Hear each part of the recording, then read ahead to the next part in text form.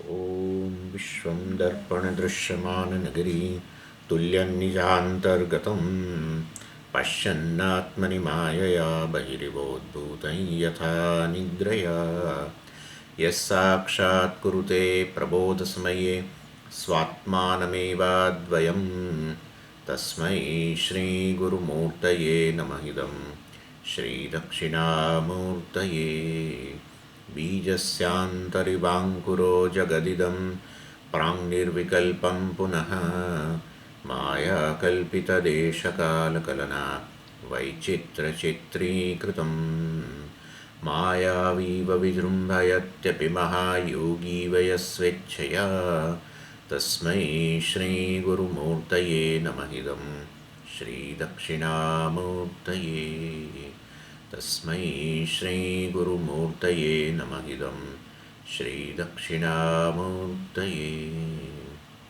ॐ सहना भवतु सहनौ भुनक्तु सह वीर्यङ्करवावहै तेजस्विनावधीतमस्तु मा विद्विषावहै ॐ शान्तिः शान्तिः शान्तिः सदाशिवसमारम्भां शङ्कराचार्यमध्यमाम् अस्मदाचार्यपर्यन्तां वन्दे गुरुपरम्पराम् ઓમ. એટલે આપણે સત્યમ જ્ઞાનમ અનંતમ બ્રહ્મ જે છે એ જોયું અને પછી આગળ ચર્ચા બ્રહ્મને જગત કારણ બતાવે છે અને એની અંદર આપણે જોઈ રહ્યા હતા કે અનંત વસ્તુ જે છે એ ચર્ચા આચાર્ય કરી રહ્યા છે કે અનંત વસ્તુની અનંત બ્રહ્મ અનંત છે એટલે એનો આપણે એની સરખામણી સામાન્ય રીતે આપણા મનની અંદર આકાશ સાથે થઈ જાય. આકાશ અનંત છે એટલે આચાર્ય કહી રહ્યા છે બ્રહ્મ અનંત એનું લક્ષણ છે ને અનંતમ બ્રહ્મ એટલે એનું લક્ષણ છે. એટલે લક્ષણ એટલે કે એની વ્યાખ્યામાં આપણે અનંત શબ્દ કયો છે બ્રહ્મની વ્યાખ્યા. તે વસ્તુ અનંત વસ્તુ બીજી ન હોઈ શકે એને જ લક્ષણ કહેવાય. લક્ષણ એને કહેવાય કે જે લક્ષ્યને છોડીને બીજે જોવા ન મળે. તો પછી આકાશ અનંત ન હોવું જોઈએ. આકાશની વ્યાખ્યામાં તમે કહો કે અનંત આકાશ એટલે એની વ્યાખ્યા થઈ ગઈ. એવી રીતે બ્રહ્મ પણ અનંત અનંતમ બ્રહ્મ.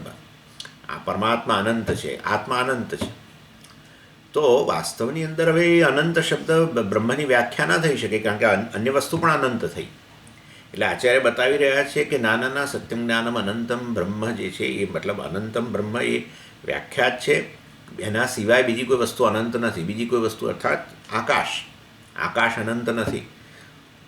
એટલે આપણને પ્રશ્ન થાય કે આવું તો ન હોય. આકાશ તો અનંત બધાને સ્પષ્ટ છે અને છતાં શ્રુતિની અંદર આવી કેમ ચર્ચા કરે છે.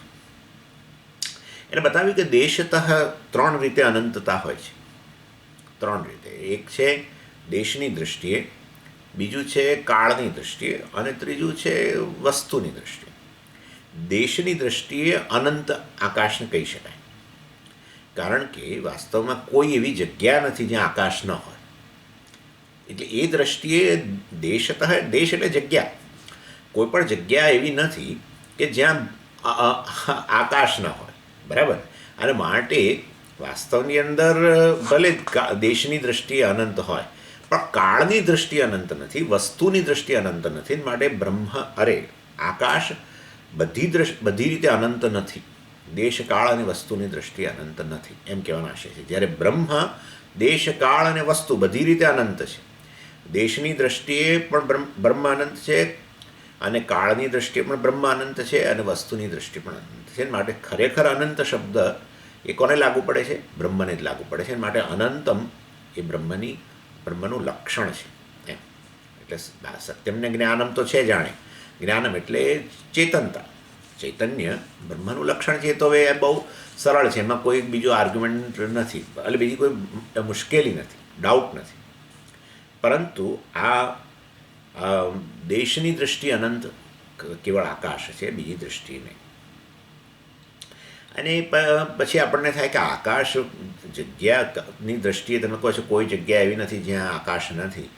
તો એટલે કોઈ પણ પદાર્થ હોય ને એ પદાર્થની અંદર એ વાસ્તવમાં મતલબ આની અંદર આકાશ છે.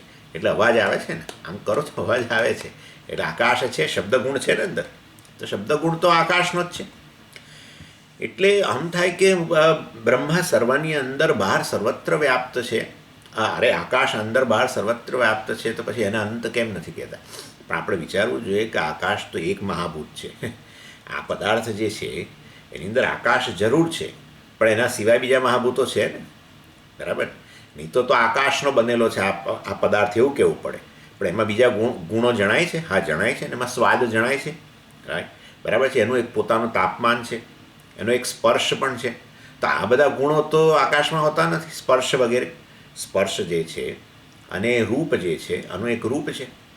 સ્પર્શ, રૂપ, ગંધ, બરાબર, આનો એક સ્વાદ, આ બધા આવા ગુણો તો આકાશમાં નથી, એ તો બીજા મહાભૂતોમાં છે. અને એ બધા ગુણો આની અંદર રહેલા છે. એનો અર્થ કે આ પદાર્થ આકાશ સિવાયના બીજા મહાભૂતોમાંથી પણ બનેલો જ છે. તો પછી એનો અર્થ થયો આકાશ સિવાય બીજા મહાભૂતોમાંથી બનેલો હોય તો પછી એનો અર્થ એવો થયો કે ખરેખર આકાશને અનંત ન કહેવું છે. અનંત એટલે એના સિવાય કશું મળે જ નહીં, એવું તો અમે જોવા મળતું નથી. એટલે એ દૃષ્ટિએ પણ આપણે કહી શકીએ કે આ આકાશ જે છે અનંત નથી. પરંતુ આચાર્ય બહુ સરસ સમજાવે છે. એટલે ચાલો આપણે આટલું હમણાં રાખીએ. આકાશ અંદર બહાર હોવા છતાં પણ, બહાર તો આકાશ છે બધી જગ્યાએ, અંદર પણ સ્વામીજી એમાં આકાશ તો રહેલું જ છે, પણ એને એટલે અનંત ન કહી શકાય, કારણ કે બીજા મહાભૂતો પણ છે. અને અમે જેને સ્થૂળ આકાશ આપણે જે કહીએ છીએ ને એ પંચીકરણથી જ બનેલું છે ને. એટલે ભલે આકાશ 50%, પણ બાકીના 50%ની અંદર બીજા 4 મહાભૂતો તો ખરા જ ને. એટલે એ દૃષ્ટિએ ખરેખર આકાશ અનંત નથી. ચાલો, એટલે દેશની દૃષ્ટિએ ભલે કદાચ તમે અનંત કહી દો, પણ કાળ અને વસ્તુ બે દૃષ્ટિ નથી. એ વસ્તુ આચાર્ય પોતે જ સમજાવે છે ભાષ્યની અંદર. નૈવમ બ્રહ્મણ આકાશવત કાલતઃ અંતવત્વ અકાર્યત્વાત. એટલે આ બ્રહ્મ કાલતઃ અંતવત્વ ન અસ્તિ. આકાશ જે છે એ તો કાળની દૃષ્ટિએ પરિચ્છિન્ન છે, મર્યાદિત છે, જે બ્રહ્મમાં એ પ્રકારનું નથી. બ્રહ્મ કાળની દૃષ્ટિએ પણ મર્યાદિત નથી. એટલે કાલતઃ, કાળની દૃષ્ટિએ બ્રહ્મ અનંત છે, આકાશ નહીં. માટે ખરા અર્થમાં અનંત શબ્દ બ્રહ્મ માટે વાપરવો જોઈએ. એટલે કેમ, એનું કારણ શું છે? અકાર્યત્વાત. કેવું સરસ કહ્યું કે છે કે બ્રહ્મ જે છે એ કાર્ય નથી, આકાશ કાર્ય છે. એક તો ચર્ચા હવે કરવાના છીએ આપણે. તસ્માદ્વા એ તસ્માદ આત્મન આકાશ સંભૂત. બ્રહ્મમાંથી આકાશ આવ્યું, પછી વાયુ વગેરે આવ્યા. એટલે આકાશ તો કાર્ય થઈ ગયું. જે કાર્ય હોય એ હંમેશા આવ્યું, એમ તમે કહ્યું, બ્રહ્મમાંથી આકાશ આવ્યું, મતલબ પહેલાં નહોતું. પહેલાં નહોતું ને હવે આવ્યું, તો એ કાળમાં મર્યાદિત થઈ જ ગયું ને. કાળમાં મર્યાદિત એટલે શું? પહેલાં ન હોય, હવે છે અને જતું રહેશે, પ્રલય કાળે જશે. એટલે એ વાસ્તવની અંદર ખરેખર જે કાર્ય હોય એ હંમેશા કાળમાં મર્યાદિત હોય. જ્યારે બ્રહ્મ તો કાળની દૃષ્ટિએ પણ મર્યાદિત નથી. કેમ? અકાર્યત્વાત. બ્રહ્મ કશામાંથી ઉત્પન્ન થયેલું નથી, એમ કે છે. એટલે વાસ્તવમાં યદ્યદ કાર્યમ તત્ત કાલ અવચ્છિન્નમ. કાર્યત્વાત ઘટવત. યદ્યત કાર્યમ, જે કાર્ય જે છે, જે સર્જન છે, જે પ્રોડક્ટ આપણે કહીએ, જે સર્જન છે વાસ્તવની અંદર એ હંમેશા કાળમાં પરિચ્છિન્ન હોય. ઘટવત, ઘડો અત્યારે ઉત્પન્ન કર્યો કુંભારે, પહેલાં નહોતો. અને માટે અને એ નાશ પણ પામશે, જતો રહેશે. એટલે વાસ્તવમાં ખરેખર એ જે સર્જન જે છે એ કાળમાં મર્યાદિત હોય છે. અને આકાશ પણ સર્જન છે, અને માટે કાળની દૃષ્ટિએ અંતવાળું છે, પરિચ્છિન્ન છે. માટે આકાશ અનંત ન કહી શકાય કાળની દૃષ્ટિએ. ભલે જગ્યાની દૃષ્ટિએ તમને લાગતું હોય બધે આકાશ રહેલું છે અને એમાંય ન કહી શકાય, પણ છતાં ચાલો. એટલે વાસ્તવની અંદર અનંત શબ્દ ખરેખર કેવળ બ્રહ્મ સાથે જ જાય છે. બ્રહ્મ કાર્ય જ નથી ને. અને માટે બ્રહ્મ તો વાસ્તવમાં એમાંથી કાળનું પણ એ તો અધિષ્ઠાન છે. ચાલો, દેશ કાળ અને જગત બધું એમાંથી આવેલું છે. માટે કાળની જ ઉત્પત્તિ બ્રહ્મમાંથી થઈ. બ્રહ્મ પોતે કાળમાં મર્યાદિત. એટલે બ્રહ્મ સર્વ કારણ હોવાને લીધે એ કાર્ય નથી. અને એ દૃષ્ટિએ કાળની દૃષ્ટિએ પણ બ્રહ્મ શું કહેવું છે? અનંત કહેવું છે. કાર્યમની વસ્તુ કાલેન પરિચ્છિદ્યતે અકાર્યમ ચ બ્રહ્મ તસ્માત કાલતઃ અપી અનંતમ તથા વસ્તુતશ્ચ. આ ચર્ચા થઈ ગયેલી છે મને ખબર છે, પરંતુ વચ્ચે ઘણા દિવસો નીકળી ગયા અને પાછી થોડી જરા એ ચર્ચા થોડી થોડી ગંભીર ચર્ચા, થોડી ટેકનિકલ ચર્ચા છે, એટલે થોડું જરા એને આપણે રિવાઇઝ કરી લઈએ. કાર્યમની વસ્તુ કાલેન પરિચ્છિદ્યતે, એટલે એ વસ્તુ આપણે ચર્ચા કરી એ જ વસ્તુ આચાર્ય પાછા કહી રહ્યા છે. કોઈ પણ વસ્તુ, કોઈ પણ પદાર્થ જે છે એ કાર્ય હોય તો પછી એ વાસ્તવમાં સમયમાં મર્યાદિત હોય. એટલે મહાભૂત હોય કે કોઈ ભૌતિક પદાર્થ હોય, એમ આચાર્યનો કહેવાનો અર્થ એવો છે. મહાભૂત પણ કાર્ય છે, એમાંથી બનેલો પદાર્થ ભૌતિક પદાર્થ એ પણ કાર્ય છે, પંચીકરણ વગેરેથી. એટલે આ રીતે વાસ્તવની અંદર આકાશ જે છે, હા, અને અકાર્યમ છે બ્રહ્મ, બ્રહ્મ એ કાર્ય નથી. બ્રહ્મએ સર્વ વસ્તુ ઉત્પન્ન કરી છે, અર્થાત બ્રહ્મનો કોઈ ઉત્પન્ન કરનારો નથી, બ્રહ્મનો કોઈ સર્જક નથી. બ્રહ્મ સર્જક છે બધા, અને માટે બ્રહ્મ તો હંમેશા છે જ. કાર્ય હંમેશા છે એવું ન કહેવાય. હા, કાર્ય હંમેશા છે એવું ન કહેવાય. ઘડો હંમેશા છે એવું ન કહેવાય. પહેલાં જ નહોતો ને આજે બનાવ્યો કુંભારે, અને કાલ જશે. એટલે બ્રહ્મ વાસ્તવમાં સર્વનું કારણ હોવાને લીધે હંમેશા છે જ, હંમેશા છે જ, છે જ, છે જ.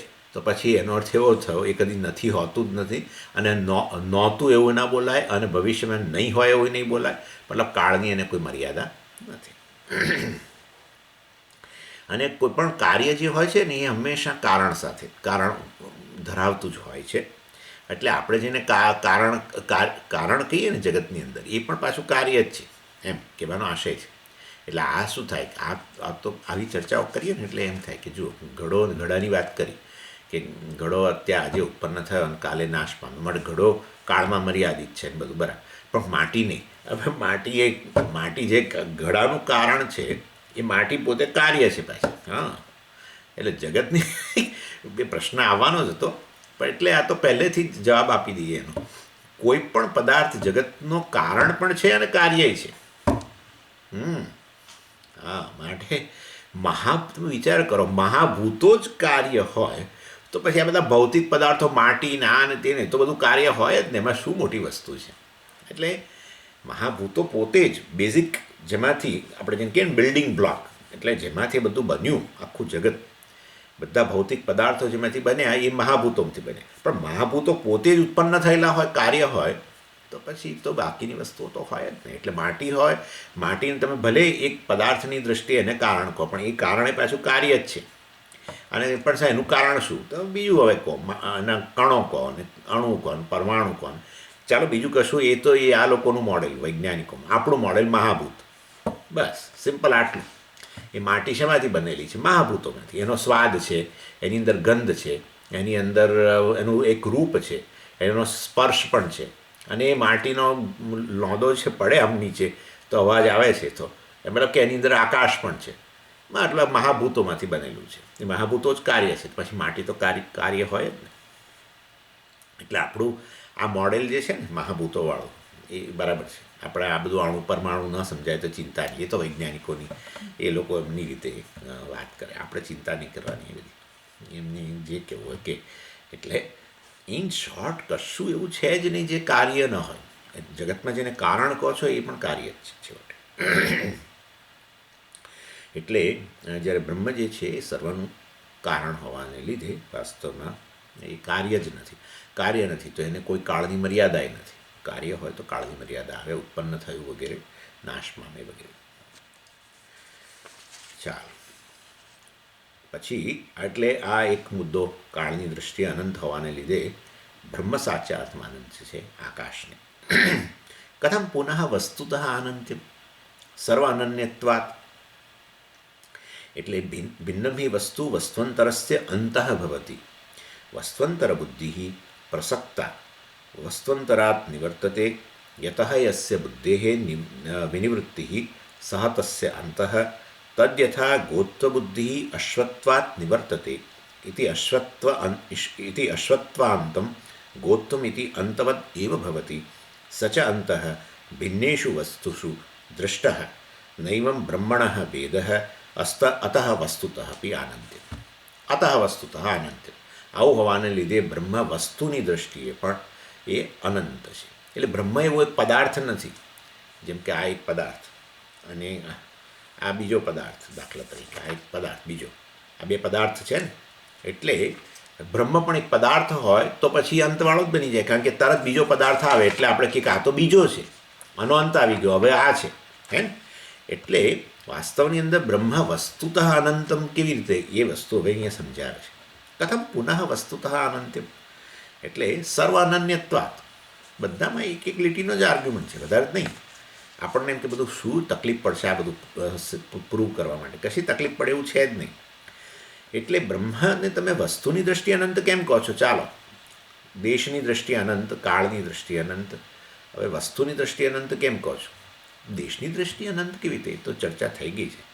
એટલે બ્રહ્મ સર્વવ્યાપી હોવાને લીધે એ વાસ્તવમાં સર્વ જગ્યાએ થઈ જ ગયું.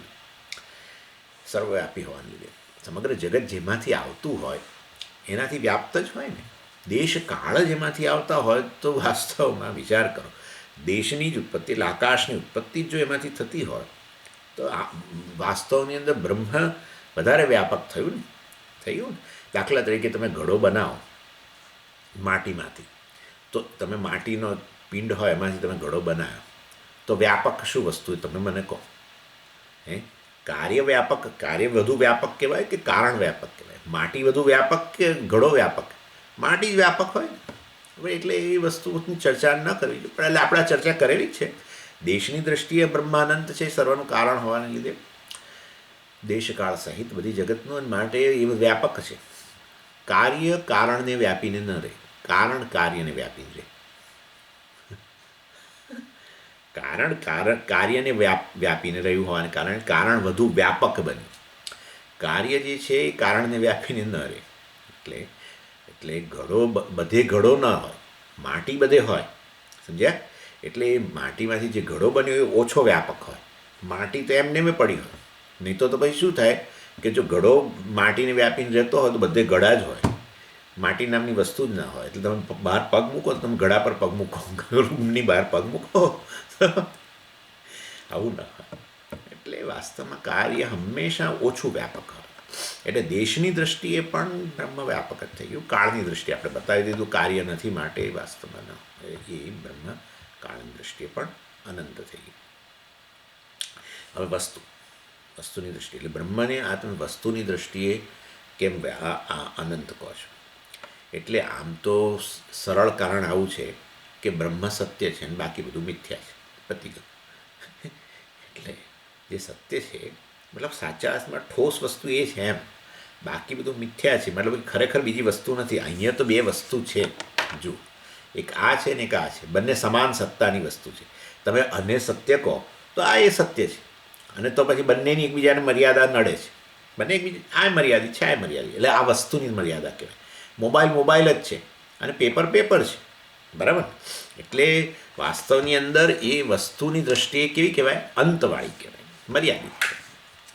પણ આ તો બે સમાન સત્તાની વસ્તુઓ છે, માટે તમે કહી શકો કે આ બરાબર છે. પરંતુ બ્રહ્મ તો સત્ય છે, એનાથી અન્ય કોઈ વસ્તુ જ નથી ખરેખર તો.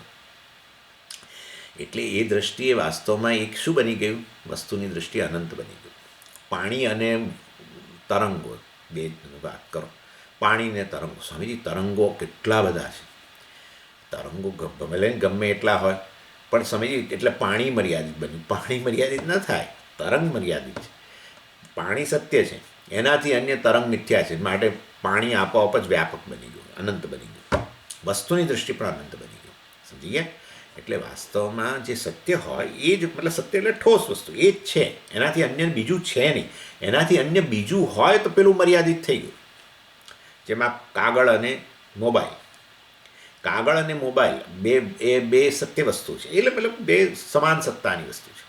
માટે એક છે, એક આવ્યું એટલે મતલબ બીજું આવ્યું એટલે પેલું મર્યાદિત થઈ ગયું.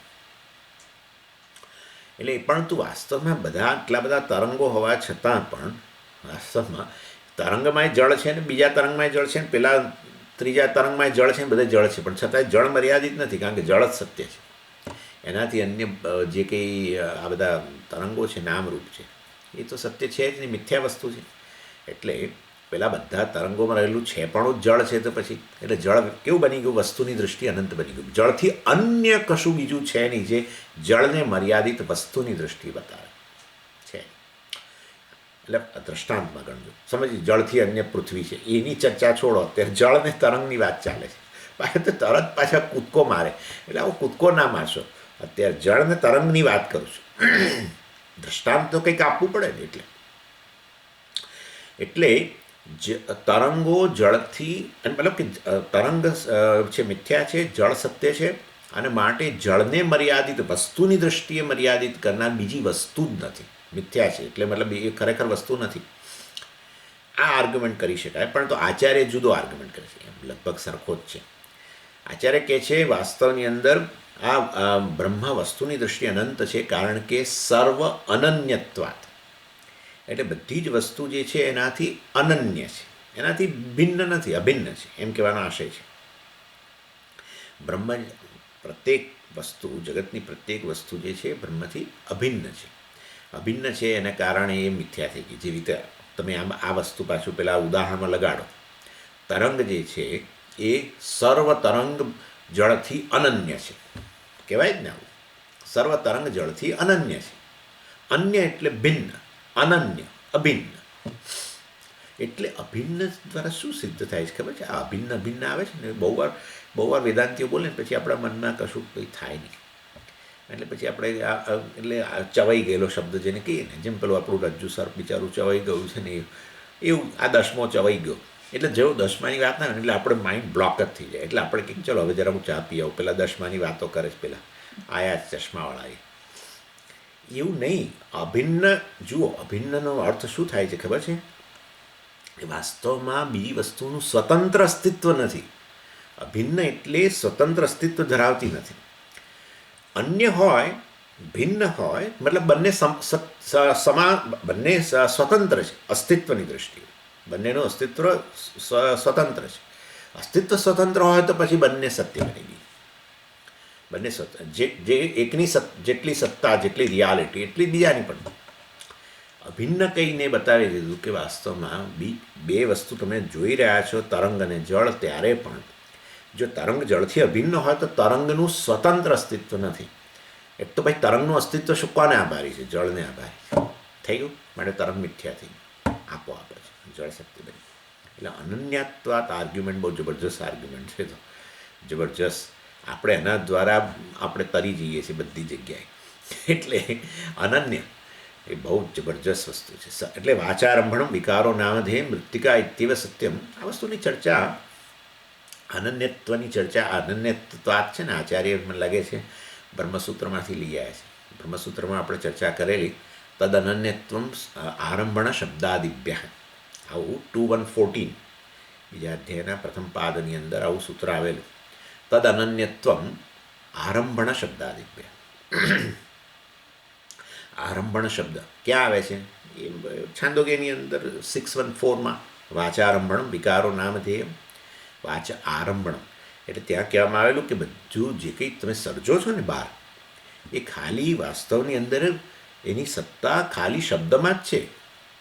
બહાર પેલા કુંભારે પેલો આમ માટી પડી હતી, આ માટી શબ્દ, બરાબર, એમાંથી એણે પેલો બનાવ્યો ઘડો. એટલે આપણને શું થાય કે આ માટીમાંથી ઘડો બનાવે, માટે ઘડો સ્વતંત્ર વસ્તુ થઈ, ઘડો કાર્ય, માટી કારણ. આપણા મનની અંદર તો આવું જ છે.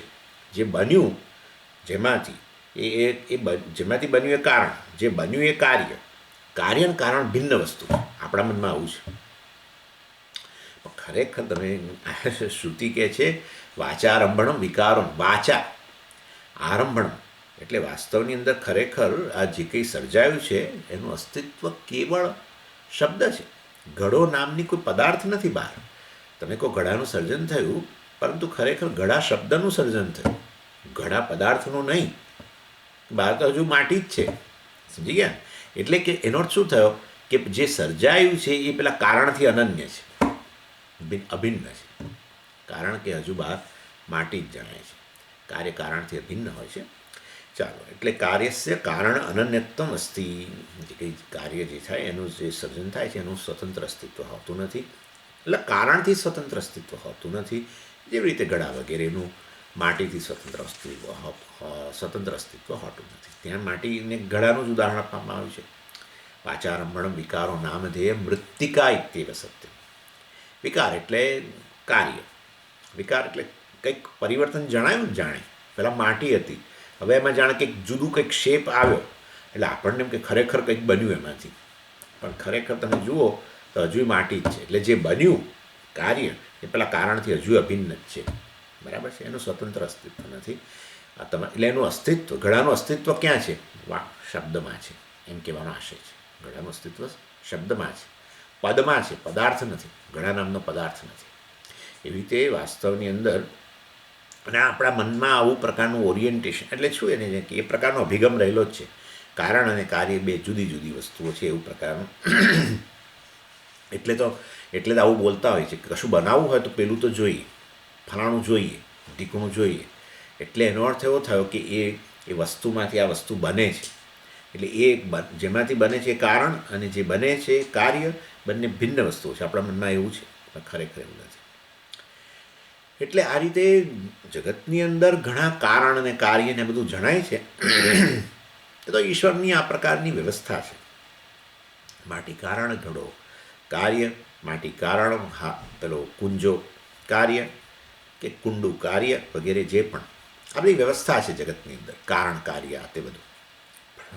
અને એ નિયમ પ્રમાણે, ઈશ્વરના નિયમ પ્રમાણે જગત એની જ અભિવ્યક્તિ છે. એટલે ઈશ્વરનો આ એક નિયતિ છે આ બધી. અને કારણ કહેવાય, એમાં આ કાર્ય કહેવાય, એમાંથી આ બને વગેરે, એમ તેમ બધું એ જગતના અંતર્ગત આ બધું કારણ કાર્ય સંબંધો બધું બરાબર છે વાસ્તવની અંદર. પરંતુ બહુ આશ્ચર્યજનક વસ્તુ તો એ છે કે કાર્ય જ કારણ છે.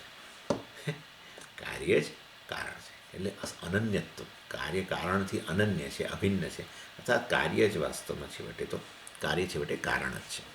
તદન્યત્વાદ બહુ મોટું છે. આ આપણી બ્રેડ એન્ડ બટર છે. આ કારણ કાર્ય જે છે ને, એ બ્રેડ કારણ, અને પેલું બટર એ કાર્ય, કારણ કાર્ય.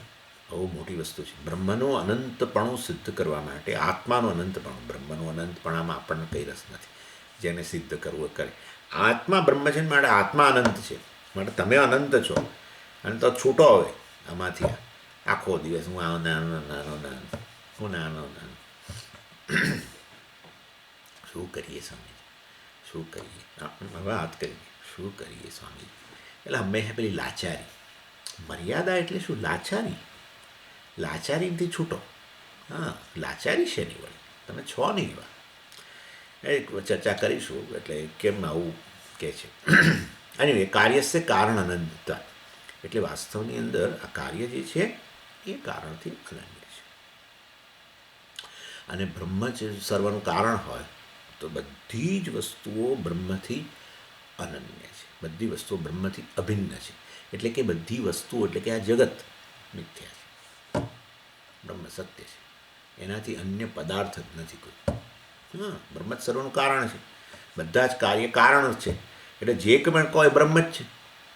એટલે બ્રહ્મ અને મોબાઈલ બે વસ્તુ, તો પછી બ્રહ્મ વસ્તુની દ્રષ્ટિએ અંતવાળી બની ગઈ, અને મોબાઈલ પણ અંતવાળો બની. બંને ભિન્ન વસ્તુ બની. પણ સમગ્ર જગતનું કારણ હોય તો સમગ્ર જગત એનાથી અભિન્ન છે. અને માટે સમગ્ર જગત વાસ્તવની અંદર મિથ્યા છે. અનન્ય હોય એટલે મિથ્યા. અને બ્રહ્મ જ સત્ય છે. બ્રહ્મથી અન્ય કોઈ પદાર્થ વસ્તુ છે જ નહીં. તો વસ્તુની દ્રષ્ટિએ બ્રહ્મ કેવું બની ગયું? અનંત બની ગયું. સમજી ગયા?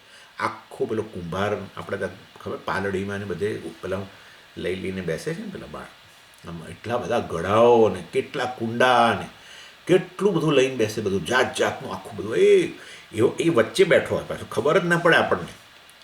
એટલો મોટી દિવાલો બનાવીને બેઠો હોય અંદર. આટલું બધું આખું માટીનું જગત બનાવીને બેઠો છે. બધું માટીથી અભિન્ન છે. માટીથી અન્ય સાચા અર્થમાં બીજો કોઈ પદાર્થ જ નથી, વસ્તુ જ નથી.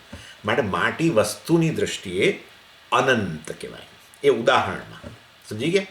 કારણ કે બધી જે ઘડો કુંજો વગેરે જે પણ બનાવ્યું છે એ માટીથી અભિન્ન છે, મિથ્યા થઈ ગઈ.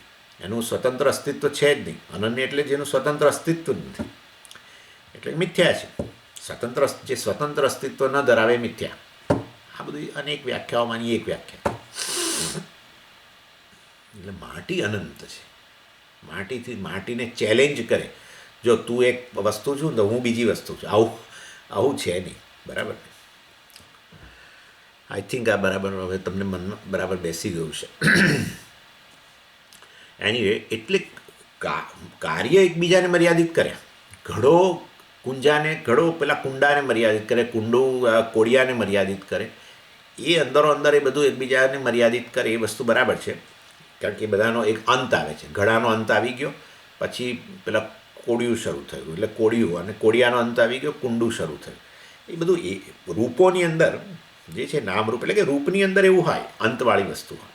એટલે કાર્ય એકબીજાનો અંત લાવે, પણ એનું કારણ જે છે વાસ્તવમાં એ કારણનો અંત ન લાવી શકે. કાર્ય પોતે શેના પર બેઠેલું છે? કારણ પર બેઠેલું છે, એનાથી ભિન્ન છે. ભિન્નમ હિ વસ્તુ, આચાર્ય આગળ કહે છે, ભિન્નમ હિ વસ્તુ વસ્ત્વંતરસ્ય અંતો ભવતી. એટલે એક કાર્ય બીજા કાર્યને, વસ્તુ એટલે અહીંયા કાર્ય ગણજો. ભિન્નમ હિ વસ્તુ, જે કાર્ય જે ભિન્ન છે એકબીજાથી, બીજા કાર્યથી, એ વાસ્તવમાં એકબીજાનો અંત લાવે, એકબીજાને મર્યાદિત કરે, પરંતુ કારણ એટલે હવે એ વસ્તુ સમજાવશે આગળ કે આને લીધે તો તમે વસ્તુઓને ઓળખી શકો છો. જેમ કે દાખલા તરીકે એક ઘોડો અને ઘોડો અને આપણી ગાય. એટલે તમે કેવી રીતે ઓળખો છો કે આ ઘોડો અને આ ગાય? એટલે વાસ્તવમાં ખરેખર ઘોડો જે છે એ બધા ઘોડાનો અંત આવી જાય ને ગાયની શરૂઆત થાય, ગાયનો અંત આવી જાય ને ગધેડાની શરૂઆત. ઇન શોર્ટ, બધા પદાર્થો જે જણાય છે જગતની અંદર, એ એકબીજાનો અંત લાવે છે. એ બધા કાર્ય છે, જગત કાર્ય છે, એટલે એ બધા પદાર્થો પણ કાર્ય છે. પરંતુ એનું જે કારણ જે છે, બ્રહ્મ છે, એ વાસ્તવમાં એ સર્વને વ્યાપીને રહેલું છે, અને એ જ સત્ય વસ્તુ છે, એ જ ઠોસ વસ્તુ છે. આ બધા તો એનાથી અભિન્ન છે, માટે એ મિથ્યા છે, અને માટે બ્રહ્મ વસ્તુની દૃષ્ટિએ પણ અનંત બને છે. એટલે વસ્ત્વંતરા બુદ્ધિ, એ વસ્તુ વધારે સમજાવે છે. એક વસ્તુ બીજી વસ્તુનો અંત લાવે છે ને, એ વસ્તુને જરા વધારે સમજાવે છે. મેં કહ્યું ને, અશ્વનો અંત આવી ગયો ને ગાયની શરૂઆત થઈ, અને ગાયનો અંત આવી ગયો ને, તો એ રીતે આપણે ઓળખીએ છીએ આ ઘડો છે, અરે આ ઘોડો છે, આ ગાય છે, વગેરે વગેરે રીતે ઓળખીએ છીએ ને આપણે. એટલે કહે છે વસ્ત્વંતરા બુદ્ધિ પ્રસક્તા વસ્ત્વંતરાત નિવર્તતે. એટલે વસ્ત્વંતરા બુદ્ધિ પ્રસક્તા એટલે જે હવે પ્રવૃત્તિ થઈ, જે અત્યારે હવે એની શરૂઆત થઈ, એ વસ્ત્વંતરાત નિવર્તતે. પ્રસક્તા બુદ્ધિ, જે હવે જે બુદ્ધિ દ્વારા તમે વાસ્તવમાં વસ્તુને ઓળખો છો, જે વૃત્તિ દ્વારા, એ વસ્તુ પહેલાં જે અતિવૃત્તિ અને વૃત્તિનો જે પદાર્થ હતો એને દૂર કરે છે. એટલે પહેલાં અશ્વબુદ્ધિ હતી, હવે દાખલા તરીકે સમજો કે ગાયની વૃત્તિ ઉત્પન્ન થઈ, પ્રસક્તા, એટલે કે હવે એ ગાય વૃત્તિ ઉત્પન્ન થઈ, તો આપોઆપ જ એના પહેલાંની જે વૃત્તિ હતી અશ્વવૃત્તિ, એ જતી રહી જાય છે ને. હજુ અશ્વવૃત્તિ રહી હોય ને એને પાછી ગાય વૃત્તિ આવે તો બેનું મિશ્રણ થઈ જાય અંદર. પણ એ બહુ સ્પષ્ટપણે આપણે જોઈ શકીએ છીએ કે પહેલાં આનો વિચાર હતો, એ જતો રહ્યો, હવે આ વિચાર આવે, હવે એ જતો રહ્યો, હવે ત્રીજો વિચારનો જે તે વિષય હોય, વિચાર એટલે વૃત્તિ. હું જાણી જોઈને આવો શબ્દ વાપરું છું, કારણ કે આપણે વૃત્તિ આવે છે એટલે ઘણા લોકો પૂછે છે, સમજ્યા વૃત્તિ શું છે? એટલે મારે પછી આવું ટ્રાન્સલેશન કરવું પડે છે. વિચાર એટલે હવે સમજી જવાય. આપણે મનની અંદર વૃત્તિ જે ઉત્પન્ન થાય એને જેને આપણે વિચાર શબ્દથી કહીએ છીએ, મારા મનમાં આવો વિચાર આવે, એમ કે મારા મનમાં આવો વિચાર આવે. સારું, એટલે આ વૃત્તિ જે છે એ અશ્વવૃત્તિ હતી, વૃત્તિનો વિષય હોય. હવે ગાય વૃત્તિ ઉત્પન્ન થઈ તો વાસ્તવમાં પેલી અશ્વવૃત્તિ જતી રહી. એવું નથી રહેતું કે અશ્વવૃત્તિ રહે છે મનમાં ને પાછી ગાયની વૃત્તિ આવે તો ગાયને ઓળખી જ ન શકો, કારણ કે હવે મિશ્રણ થઈ ગયું અંદર બે વૃત્તિના વિષયો, હે ને, બે વિષયાકાર વૃત્તિઓ ભેગી થઈ. એવું થતું નથી, પેલી આપોઆપ જતી રહે છે. એટલે જો એક વૃત્તિ આ રીતે વિષયાકાર વૃત્તિ બીજી વિષયાકાર વૃત્તિને રિપ્લેસ કરી દેતું હોય છો, તો એ વૃત્તિનો વિષય કેવો હોવો જોઈએ? મર્યાદિત જ હોવો જોઈએ, હે ને. તો અશ્વવૃત્તિ જતી રહે, મતલબ કે અશ્વ કેવો હોવો જોઈએ? મર્યાદિત થઈ ગયો વસ્તુની દૃષ્ટિએ. બીજી ગાય હવે આવી, ગોત્વ મનમાં ગાયના ગાય વિષય બની વૃત્તિનો. તો હવે સ્પષ્ટપણે તમે ગાયને જુઓ છો, એમાં ક્યાંય તમને અશ્વના લક્ષણો જણાતા નથી. મતલબ અશ્વ અને ગાય એ બંને વસ્તુઓ એકબીજાનો અંત લાવે છે, એમ કહેવાનો આશય છે અહીંયા. અને એ વસ્તુને જરા થોડું ટેકનિકલી સમજાવે છે અને એ આપણે ચર્ચા કરવી જોઈએ. શું થાય છે હવે જુઓ જરા, થોડો જરા આ જે છે ને ગાય, દાખલા તરીકે આ એક બહુ મજાની વસ્તુ છે. તમે ગાયને ઓળખો છો કેવી રીતે? પહેલાં પહેલો તો આ પ્રશ્ન છે. કારણ કે હવે હું અમેરિકાની અંદર તો જ્યાં જોઉં છું, કોઈ ગાય શિંગડાવાળી નથી અહીંયા, એક તો પહેલાં પહેલું. અને અહીંની ગાયો દેખાય છે જરા જુદી, અને ઘણીવાર તો એકલી કાળી. એવું મને કોઈકે કહ્યું હમણાં ગઈકાલે કે પરમ દિવસે કે બે પ્રકારની ગાયો છે અહીંયા, કે એક માંસ માટેની ગાય છે અને બીજી દૂધ માટેની ગાયો છે. એટલે અહીં ખાય ને લોકો આ બધું. એટલે માંસ માટેની જે ગાયો હોય છે ને સામાન્ય રીતે એકલી કાળી અને દેખાય ભેંસ જેવી, પણ તોય મેં એને ભેંસ ના કહી કે બીજું કશું ના કહ્યું. એને હું સમહાવ એના શિંગડાએ નહોતા, તું ઓળખી ગયો કે આ તો ગાય જ છે. હવે ભારતમાં આવો તો જરા જુદી જ ગાય મળે. તમને શિંગડાવાળી હોય, જરા કદમાં બિચારી નાની, અહીં તો આ હાથી જેવી ગાયો છે. એટલે વાસ્તવની અંદર અનેક પ્રકારની ગાયોને તમે જુઓ છો, છતાંય તમારામાંથી આ ગાય છે એવું કેમ ચાલુ રહે છે? કોઈ દિવસ આ કયું પ્રાણી છે આવું તમારા મનમાં આવતું જ નથી. તમે ગમે તે દેશમાં જાઓ, ન્યૂઝીલેન્ડમાં જાઓ કે આઈ થિંક ડેનમાર્ક, ત્યાં બધા જ્યાં પશુપાલનનો ધંધો વધારે છે, ત્યાંય તમે જાઓ તો જરા જુદી ગાય મળી શકે, પણ છતાંય તમે ઓળખી કાઢો છો. પહેલી વાર જુઓ તો ઓળખી કાઢો છો. એવું કઈ રીતે બને છે? એટલે ગાયના કેટલાક લક્ષણો તમારા મનમાં બેસી ગયેલા છે, અને એ લક્ષણોને આધારે તમે વાસ્તવમાં ઓળખી કાઢો છો કે આવું હોય ને તો ગાય જ હોય. આમ તો આ લોકો છે ને, નૈયાયિકોએ આ બધું કામ કરેલું છે. નૈયાયિકો કે શાસનાદિમત્વમ ગોત્વસ્ય લક્ષણ, ગોહો લક્ષણ શાસનાદિમત્વમ. શાસનાદિમત્વમ એટલે આપણે પેલી હોય છે ને ગોદડી, ગાયને અહીંયા આમ પેલી ગોદડી જેવું હોય છે, એકદમ તમે એને અડાડો ને હાથ તો પોચી એના મોઢાની નીચે, બરાબર. એટલે એનું લક્ષણ કહે છે જે પણ હશે. પણ તમે અને હું ગાયને ઓળખી જઈએ છીએ ખરા, ગમે એ પ્રકારની હોય, શિંગડાવાળી હોય, શિંગડા વગરની હોય, કદમાં મોટી હોય, થોડું મોઢું આમ તેમ, પણ સંભાવ તમે ઓળખી કાઢો છો. એટલે એને આપણે જાતિ જ્ઞાન કહીએ છીએ. જાતિ જ્ઞાન. ગાય આ મતલબ ગાયની જે જાતિ છે, જેને આપણે ગોત્વ કહીએ, એનું તમને ખબર છે કે આ ગાય જે છે એ આ પ્રકારના, અને એ જાતિ જ્ઞાન બધામાં સમાન હોવાને કારણે તમે ગમે ત્યાં એ ગાયને ઓળખી કાઢો છો. એટલે આ પ્રકારે જાતિ સૌથી સામાન્ય વસ્તુ છે, ગોત્વ જાતિ કહીએ. જેમ મનુષ્ય અહીંયા મનુષ્યમાં એવું જ છે. અમેરિકામાં કેટલાક મનુષ્યને હું જોઉં ત્યારે મને થાય કે આવું તો કોઈ ભારતીય ન હોય.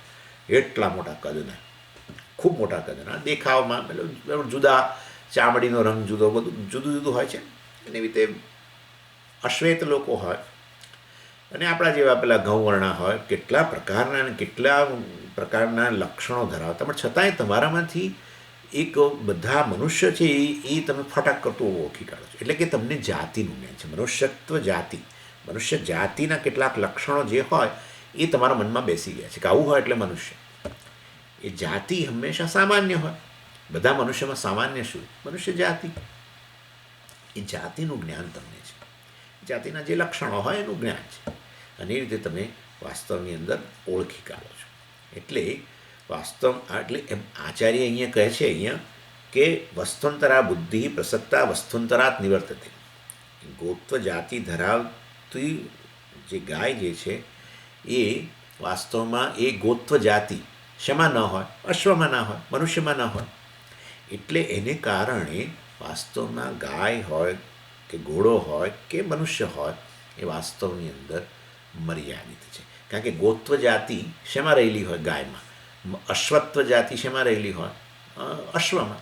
મનુષ્યત્વ જાતિ શેમાં રહેલી હોય? મનુષ્યમાં. એટલે વાસ્તવમાં એ બતાવે છે કે ગોત્વ જાતિ ધરાવતો ગાય મર્યાદિત છે. કારણ કે એ ગોત્વ જાતિ અશ્વમાં નથી મળતી, અશ્વત્વ જાતિ મનુષ્યમાં નથી મળતી, મનુષ્યત્વ જાતિ સિંહમાં નથી મળતી, બરાબર છે. એટલે એ દૃષ્ટિએ એ પ્રત્યેક વસ્તુ જે વિશેષ જાતિ ધરાવે છે તો મર્યાદિત જ છે. અને આ રીતે વાસ્તવમાં જેના દ્વારા જ આપણે વસ્તુને ઓળખી શકતા હોય છે. એટલે એ ગોત્ર જાતિ ધરાવતું પ્રાણી બરાબર જે છે એ તમારા મનમાં એના વિષયની વૃત્તિ ઉત્પન્ન થઈ, અને એ વૃત્તિ ઉત્પન્ન થાય ત્યારે અશ્વત્વ જાતિ ધરાવતું જે પેલું પ્રાણી હતું એ પૂરેપૂરું જતું રહ્યું. અને માટે એ આ રીતે એકબીજાનો બાદ થતો હોય તો બંને મર્યાદિત હોવું જોઈએ. એટલે આચાર્ય આ રીતે જરા આની ચર્ચા કરે છે. એટલે ગોત્વ એ પણ અંતવાળું થયું, અને અશ્વત્વ પણ અંતવાળું થયું, મનુષ્યત્વ પણ અંતવાળું થયું. અને આ રીતે પ્રત્યેક વસ્તુ ગોત્વ જાતિ ધરાવતી વસ્તુ ગાય મર્યાદિત, અશ્વત્વ જાતિ ધરાવતી વસ્તુ અશ્વ મર્યાદિત. કારણ કે નહીં તો ગાય અને ઘોડો બંને મર્યાદિત છે એવું કેવી રીતે કહેવું? કારણ કે બંનેમાં ભિન્ન પ્રકારની જાતિ છે જેના દ્વારા આપણે ઓળખીએ છીએ, અને એ જાતિ બીજામાં જોવા ન મળે. ગોત્વ જાતિ જો અશ્વમાં જોવા મળતી હોય તો તમે એને ઘોડો જ ના કહો, ત્યાં પછી તમે ગાય જ છો એમ જ કહો. એટલે મેં આ ચર્ચા કરી કે તમે અશ્વને અશ્વની રીતે ઓળખો છો, ગાયને ગાયની રીતે ઓળખો છો, મનુષ્યને મનુષ્યની રીતે ઓળખો છો. મતલબ કે તમને એ પ્રત્યેક મનુષ્યમાં જે સામાન્ય રહેલું છે જાતિ જે છે એનું જ્ઞાન છે, અને એ બીજામાં જોવા નથી મળતું. મતલબ એનો અંત આવી જાય છે, તો પછી એ વસ્તુ અંતવાળી છે. એટલે આ રીતે એ બતાવે છે.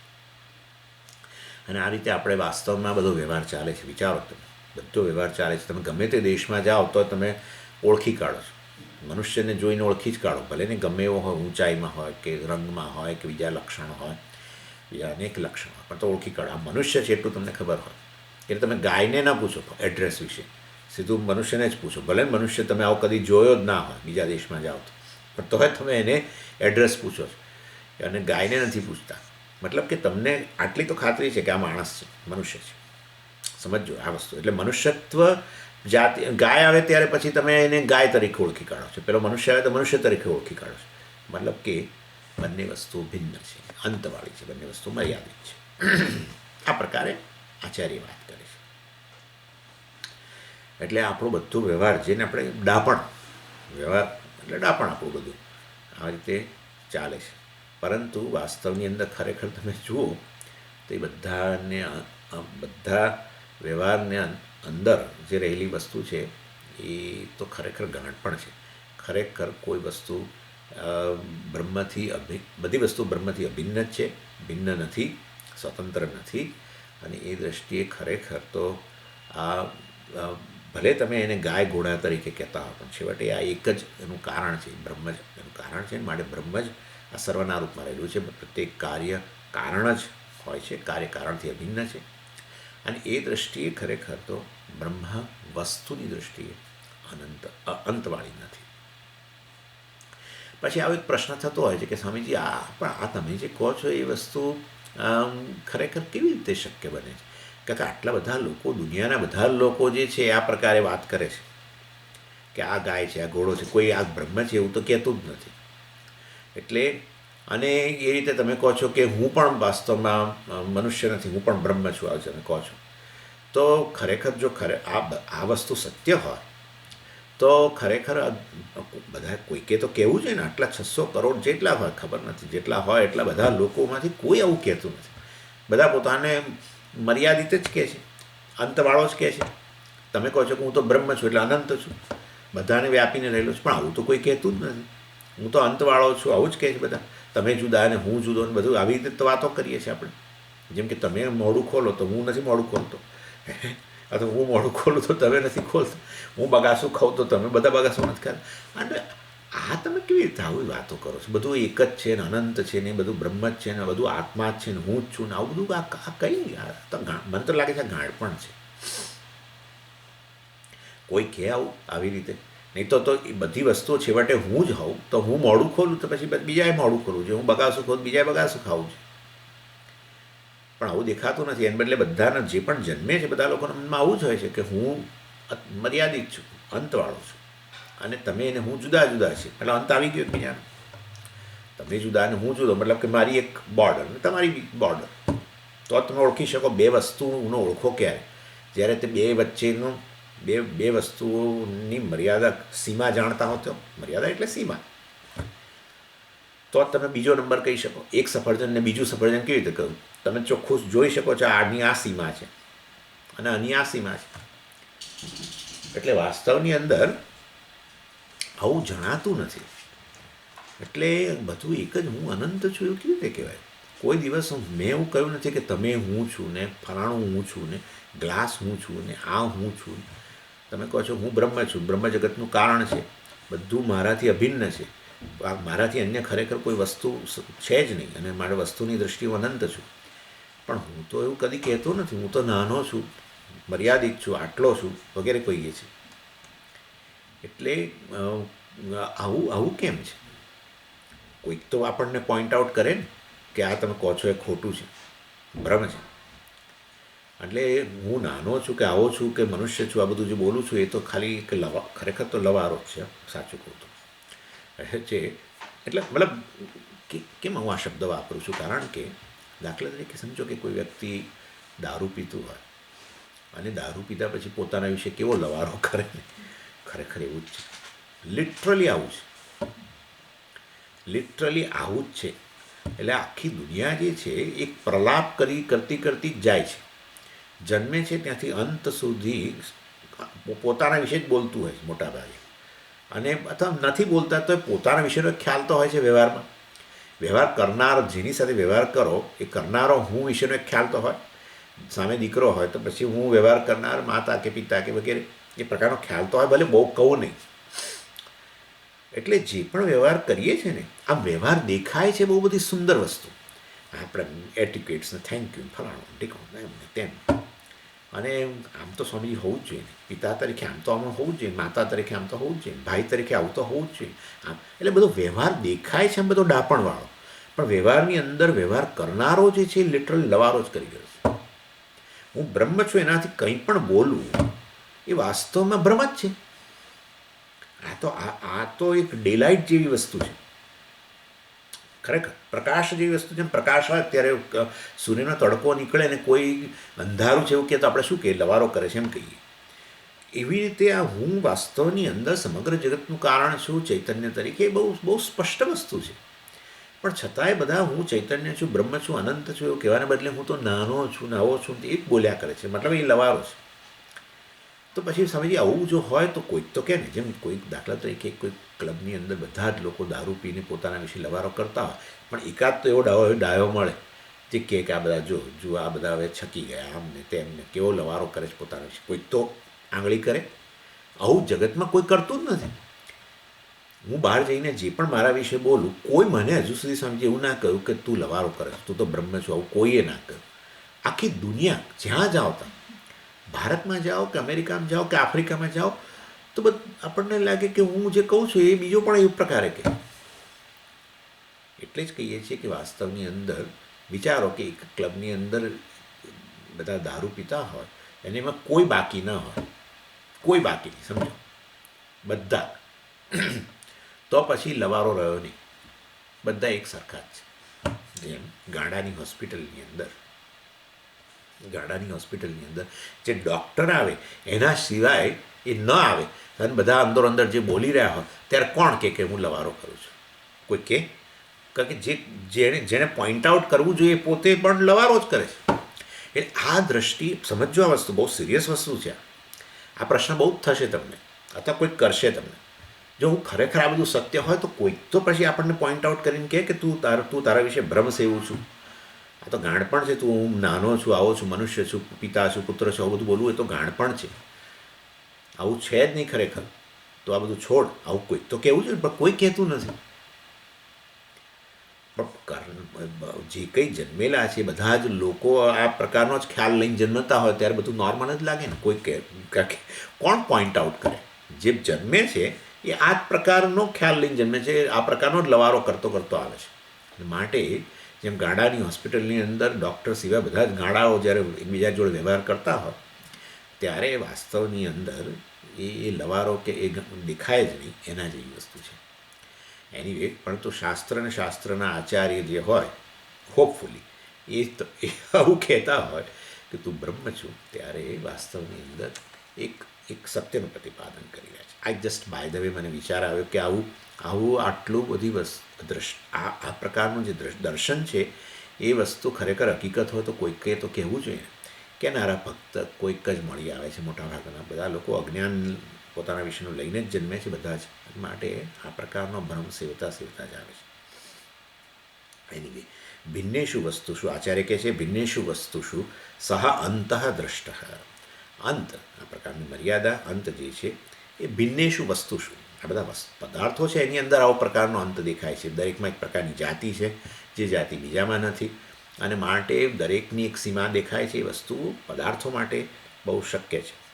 પરંતુ હવે આગળ જુઓ, મેં કહ્યું કે અશ્વત્વ બુદ્ધિ જતી રહી. અશ્વત્વ બુદ્ધિ જતી રહી એટલે અને ગોત્વ બુદ્ધિ આવી ત્યારે વૃત્તિ મતલબ. પરંતુ સમજો કે તમારા મનમાં ઘટવૃત્તિ છે, બરાબર, ઘડામાં કઈ જાતિ છે? ઘટત્વ. જેને કારણે ગમે એવો ઘડો હતો તમે ઓળખી જ કાઢો છો. કેટલા પ્રકારના ઘડા બનાવે છે તો પણ આપણે કહી દઈએ છીએ આ ઘડો છે. મોટા નાના ઘણીવાર થોડો શેપ પણ આમ જુદો હોય, પણ સંભાવ તમે ઓળખી કાઢો છો, મતલબ કે તમને જાતિ જ્ઞાન છે. એટલે ઘટત્વ બુદ્ધિ ઘટત્વ વૃત્તિ જ્યારે તમારા મનમાં હતી અને ત્યારે પેલી માટી બુદ્ધિ પણ રહેલી જ છે એની અંદર. નહીં તો તમે માટીના દર્શન ન કરતા હો તો ઘડાના દર્શન કેવી રીતે કરી શકો? સમજ, હું ઘડાને જોઈ રહ્યો છું પણ માટીને નથી જોતો. અરે ભાઈ, માટી તરફ તમારું ધ્યાન ગયું નથી, પણ તમે જ્યારે ઘડાને જોઈ રહ્યા છો ત્યારે ખરેખર તો માટીને જ જોઈ રહેલા છો. એટલે આપણો કહેવાનો આશય એવો છે કે જેવી રીતે અશ્વત્વ વૃત્તિ એ ગોત્વ વૃત્તિ દ્વારા જતી રહી, એવી રીતે વાસ્તવમાં આ ઘડા બુદ્ધિ જે છે એ માટી બુદ્ધિને કાઢી શકે કે ન કાઢી શકે? મારો આટલો પ્રશ્ન છે. તમારા મનમાં ઘડાનો વિચાર જ્યારે આવ્યો ત્યારે ઘડાનો વિચાર વાસ્તવમાં માટી બુદ્ધિને મૃદ બુદ્ધિ, અને મૃદ બુદ્ધિ કહેવાય, મૃદ વૃત્તિ કહેવાય, એને દૂર કરી શકે કે ના કરી શકે? ન જ કરી શકે, કારણ કે એ તો કારણ છે. અને ઘડો જે છે વાસ્તવમાં કાર્ય છે, કાર્ય કારણથી અભિન્ન છે, અને માટે વાસ્તવની અંદર એક કાર્ય બીજા કાર્યનો બાદ કરી દે. એક કાર્યની વૃત્તિ મનમાં ઉત્પન્ન થઈ તો બીજા કાર્યની વૃત્તિ જતી રહી, એ શક્ય છે.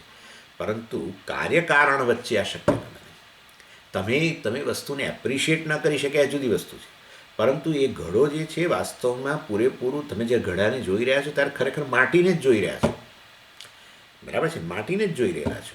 એટલે નહીં તો એના વગર તો ઘડો રહે જ નહીં.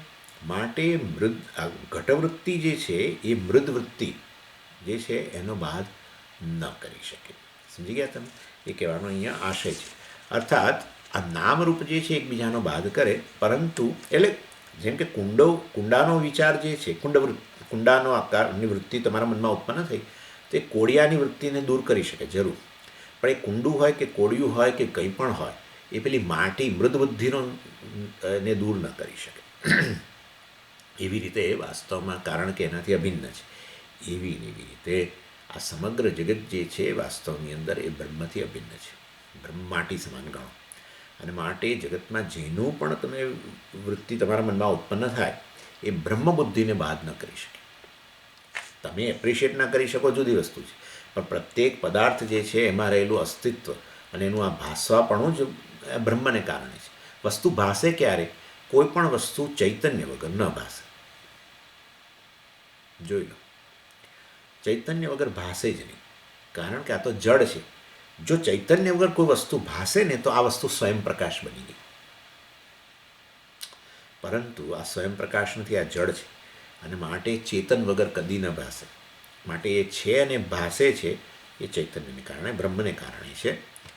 સત્યમ અને જ્ઞાનમ બ્રહ્મને કારણે છે. માટે કોઈ પણ પદાર્થ જે તમે જ્યારે એને દર્શન કરો તો તમે છેપણું ને ભાસવાપણું એમાંથી દૂર નથી કરી શકતા. ને છેપણું ને ભાસવાપણું જ બ્રહ્મ છે. એટલે કોઈ પણ પદાર્થની વૃત્તિ ઉત્પન્ન થાય એ બ્રહ્મબુદ્ધિનો બાદ ન કરી શકે, જેવી રીતે ઘટવૃત્તિ મૃદવૃત્તિ માટીનો બાદ ન કરી શકે, બરાબર? કોળિયાની વૃત્તિ હોય પણ માટીનો બાદ ન કરી શકે. એવી ને એવી રીતે જગતનો કોઈ પણ પદાર્થ જે છે વાસ્તવની અંદર એ બ્રહ્મનો બાદ ન કરી શકે. આ સમગ્ર જગતના બધા જ પદાર્થો બ્રહ્મથી અભિન્ન છે. માટે બ્રહ્મબુદ્ધિ જાય જ નહીં. જગતમાં રહેલા પદાર્થોની જે છે નામરૂપ છે એની બુદ્ધિ એક વૃત્તિ ઉત્પન્ન થઈ એ બીજી વૃત્તિનો બાદ કરે. એક બુદ્ધિ એટલે વૃત્તિ, એક વૃત્તિ બીજી વૃત્તિનો બાદ કરે. પરંતુ વાસ્તવની અંદર આ એ કોઈ પણ નામરૂપ વાસ્તવમાં બ્રહ્મબુદ્ધિનો બાદ ન કરી શકે, કારણ કે એ પ્રત્યેક નામરૂપ જે છે બ્રહ્મથી અભિન્ન છે, બ્રહ્મ એનું કારણ છે. અને આ રીતે વાસ્તવમાં સમગ્ર જગત જે છે એ બ્રહ્મબુદ્ધિનો કોઈ પણ પદાર્થ, મતલબ જગત બુદ્ધિ એવું ગણો, ચાલો જગત બુદ્ધિ બ્રહ્મબુદ્ધિનો બાદ ન કરી શકે. અને એ બ્રહ્મ તમે છો, મતલબ તમને કોઈ ડિસ્પ્લેસ ના કરી શકે, ના કરી શકે, ના કરી શકે. જોઈ લો, હવે તમને વધારે આગળ વાત કરું. તમે હું કોઈ પણ તમારા મનની અંદર જે તે નામરૂપને અનુસાર તમારા મનમાં વૃત્તિ ઉત્પન્ન થાય. મેં વાત કરી તમને, અશ્વ એક નામરૂપ, તમારા મનમાં અશ્વ બુદ્ધિ ઉત્પન્ન થાય. ગાય, ગોત્વ બુદ્ધિ, ગો બુદ્ધિ ઉત્પન્ન થઈ. આ બધી ઉત્પન્ન થઈ વૃત્તિઓ, પણ હું એનો પ્રકાશક છું, હું એનાથી સભાન છું, એનો કદી બાદ નહીં થાય. જગતના પદાર્થો છે બધા વેરિયેબલ છે, બધાનો બાદ થશે, પણ હું એનો પ્રકાશક છું, હું ચેતન છું અને એને પ્રકાશિત કરું છું, એનાથી સભાન છું, એનો તમે બાદ નહીં કરી શકો. અને માટે હું છું અને હું ભાસું છું એ તો હંમેશા જાગ્રત કાળના બધા જ અનુભવોની અંદર જેના વિશેની વૃત્તિ તમારા બુદ્ધિ ઉત્પન્ન થાય છે એ બધાની અંદર આ વાસ્તવની અંદર હું છું અને ચેતન છું, એનો પ્રકાશક છું, એનાથી સભાન છું, એનો બાદ નહીં થઈ શકે. ગમે એ કરો, કોઈ પણ જગતનો પદાર્થ તમારો બાદ નથી કરી શકતો. કોઈ પણ જગતનો પદાર્થ તમારો બાદ નથી કરી શકતો. જગતનો બાદ થઈ જાય છે પણ તમારો બાદ નથી થતો. સમજી ગયા? આ સમજી લો. આટલા લોકો કહે છે પરમાત્મા અમર છે, અમર છે, આત્મા અમર છે. પણ શું અમર એટલે શું? પણ હા, બાદ જ નથી થતો. બાદ થવો અર્થાત મરણ થઈ ગયું. અમર છે, આ મરણ ધર્મ છે. એટલે આ તો આ ડે લાઇટ જેવી વસ્તુ છે. જાગ્રતનો પદાર્થ, સ્વપ્ન અવસ્થા હોય, જાગ્રત હોય, ગમે હોય, હું સભાન છું એનાથી, હું છું અને એનાથી સભાન છું, એનો બાદ નથી થતો. જગતના પદાર્થોનો બાદ થઈ જાય છે. એક પદાર્થની વૃત્તિ આપણે જોઈ ગયા, એક પદાર્થની વૃત્તિ ઉત્પન્ન થઈ, જતી રહી. બીજો પદાર્થ, એની વૃત્તિ આવી, એ જતી રહી. એટલે જગત બ્રહ્મનો બાદ નથી કરી શકતું. જગત બુદ્ધિ બ્રહ્મ બુદ્ધિનો બાદ નથી કરી શકતું. તમે તમારો કોઈ બાદ નથી કરી શકતું. ભલે ને ગમે એવો શબ્દ, ગમે એવું રૂપ, ગમે એવો સ્પર્શ, ગમે એવી ગંધ, ગમે એવી સ્વાદ, ગમે તે હોય, ખરાબમાં ખરાબ સ્વાદ. પેલા કાજુ જે હોય છે ને, કાજુ જ્યારે ઝાડ પર લટકતા હોય, આ એક જબરજસ્ત વસ્તુ છે. એ કાજુનો જે ફ્રૂટ હોય છે ને, એનો આમ સુગંધની દ્રષ્ટિએ તો એ પેલું આમ કેરી જેવું આમ લાગે થોડું, પણ તમે એ ફ્રૂટની નીચે પેલું કાજુનું ફળ પણ મતલબ હોય, અને એ તમે એટલે આપણને તો પેલું ફ્રૂટ તો ખાઈ ગયા, પણ પેલા રસ આપણને પેલા કાજુનો એ પદાર્થ, એ કાજુનો જે પેલો શેલવાળું જે પદાર્થ હોય છે ને એની અંદર રસ છે. એટલે આપણે શું કરીએ, એને તોડીએ અંદરથી કાજુ કાઢવા માટે. જેવું તમે તોડો ને અને એની અંદરથી એક પદાર્થ, ચીકણો પદાર્થ બહાર આવે અને તમારી જીભ પર લાગે. હું તમને ખાતરી આપું છું કે જો એ જીભ પર લાગ્યો તો પછી તમને કેટલાય દિવસો સુધી ગમે તે ખાશો, સ્વાદ જ નહીં, મતલબ એનો સ્વાદ જ નહીં આવે. એટલો બધો ડેન્જરસ વસ્તુ છે. શિક્ષણ આધારે કહો છો, સ્વાનુભવ છે. એટલે કારણ કે પેલી ખાવાની વૃત્તિ ખરી ને, એટલે આપણને થાય કે ભાઈ કાજુનું પેલું આમ પેલો શેપનું પાછું એવું જ હોય, શેલવાળું. એટલે તમે આમ ફળ મોંમાંથી તોડો, તમને ખબર ના હોય, બુદ્ધિ નહીં, એટલે પછી તમે તોડો અને અંદરથી કાજુ ખાવા માટે, પણ પહેલાં પેલું લિક્વિડ બહાર આવે, પછી પેલું કાજુ હોય અંદર, તો પેલું લિક્વિડ આવીને પહેલાં જીભ પર લાગી ગયું ચીકણું, અને ગઈ જીભ અઠવાડિયા સુધી. જાણે પેલું આપણે કોઈ ગરમ ગરમ મૂકીને કેવી જીભ ચચરી જાય, એ બસ એવું થઈ જાય, અને પછી કોઈ સ્વાદ ના. એનીવે, કહેવાનો મારો આશય એવો છે કે વાસ્તવના જગતના કોઈ પણ સ્વાદવાળો વિષય હોય, એવો સ્વાદ ધરાવનારો પણ હું એનાથી સભાન છું ને છું, એ સ્વાદે પણ મારો બાદ ન કર્યો. આવો પદાર્થ ને એવો સ્વાદ એણે મારો બાદ ન કર્યો. કોઈ પણ શબ્દ, કોઈ પણ સ્પર્શ, કોઈ પણ રૂપ, કોઈ પણ ગંધ, કોઈ પણ, અને એ શબ્દ, સ્પર્શ, રૂપ, રસ અને ગંધ ગમે એ પદાર્થ હોય, જેને જગત કહીએ છીએ આપણે, એ હું છું અને એનાથી સભાન છું, એનો બાદ ન કરી શકે. હું ન હોતા જગતના શબ્દ, સ્પર્શ, રૂપ, રસ, ગંધ ક્યાંથી? વિચાર, શબ્દ સ્પર્શ રૂપ રસ ગંધ, આ શબ્દ છે સંભળાયો, અરે પણ હું ચેતન છું, નહીં તો ક્યાંથી તમને આ બધું સંભળાય? એટલે એનો બાદ ન થઈ શકે. કેમ આ બધી ચર્ચા કરો છો? વિચારી લો. જગત મિથ્યા, બ્રહ્મ સત્ય. જેનો બાદ ન થાય એ સત્ય, જેનો બાદ થાય એ મિથ્યા. That's it. શબ્દ આવ્યો ગયો, બાદ થઈ ગયો. રૂપ આવ્યું ગયું. કઈ અવસ્થાની વાત કરું છું? જાગ્રત. પાછું સ્વપ્નની અંદર જુદું. એના શબ્દ સ્પર્શ રૂપ રસગંધના વિષયો જુદા. કેમ જુદા? મને તો આ મને ભેળપૂરી ત્યાં દેખાય છે. આ પણ એ ભેળપૂરી જુદા પદાર્થમાંથી બનેલી છે. સમજી ગયા? આ ભેળપૂરી જે છે, આ ભેળપૂરી ત્યાં અંદર એન્ટર નથી થતી. ક્યાંથી એન્ટર થાય? આવડી મોટી પ્લેટ ક્યાંથી એન્ટર થઈ?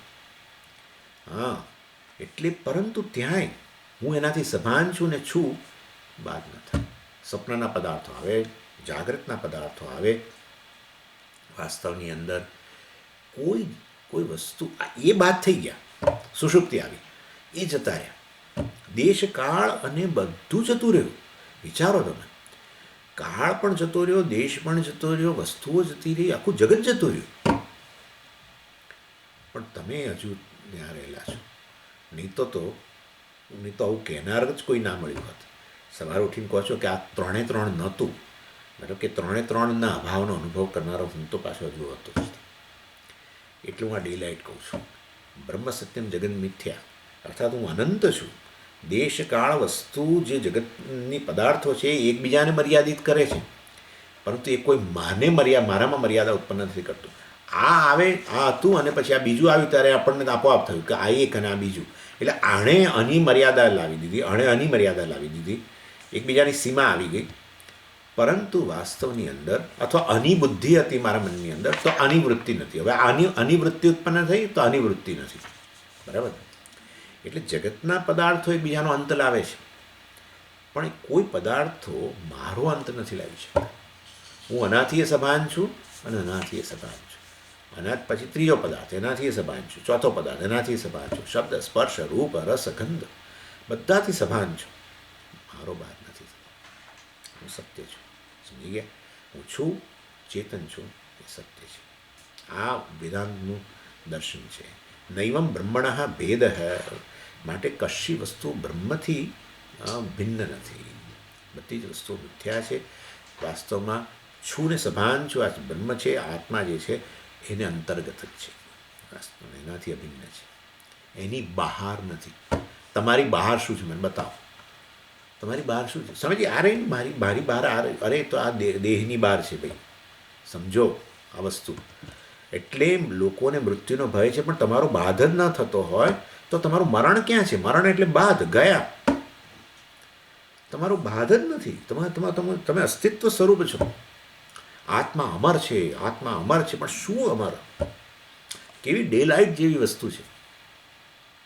સૂર્યનો મતલબ કે દિવસનો પ્રકાશ હોય ને કેવું કોઈ ના ન કહી શકે, એના જેવી વસ્તુ છે આ તો.